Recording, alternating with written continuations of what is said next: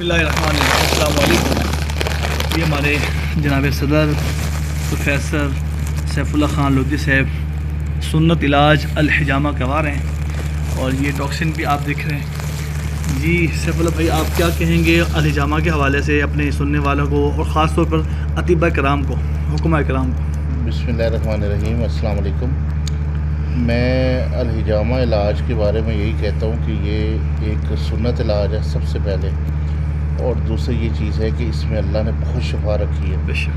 और मैं समझता हूँ कि इंसान की दवाइयों से जान छूट जाती है अगर वो बाकायदगी के साथ अल-हिजामा करवाए।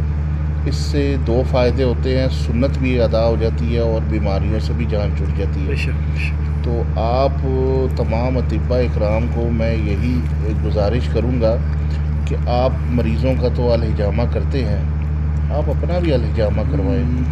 हम खुद माशरे के लिए जब रोल मॉडल बनेंगे ना, तो फिर इससे देखने वाले भी हमें जो खुद देखेंगे ना, वो भी जो होते हैं ना, वो जो होते हैं ना, होते हैं मुतमईन होते हैं, ठीक है ना, और मोटिवेशन उनके अंदर आती है।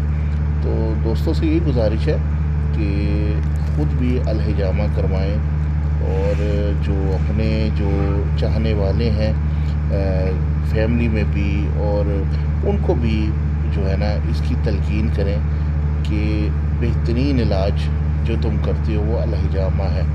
तो ये हदीस भी है और इसका मफ़हूम मैंने आपके आगे बयान किया।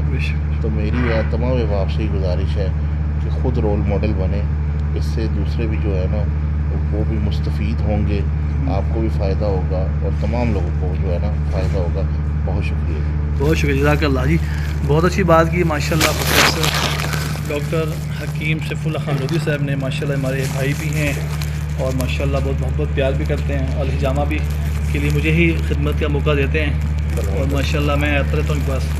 तो आप ज़्यादा भी ज़रूर करवाएँ। जब हम सुन रहे हैं अतिबा कराम की दरख्वास्त ये एवरी मंथ, हर महीने करवाएँ।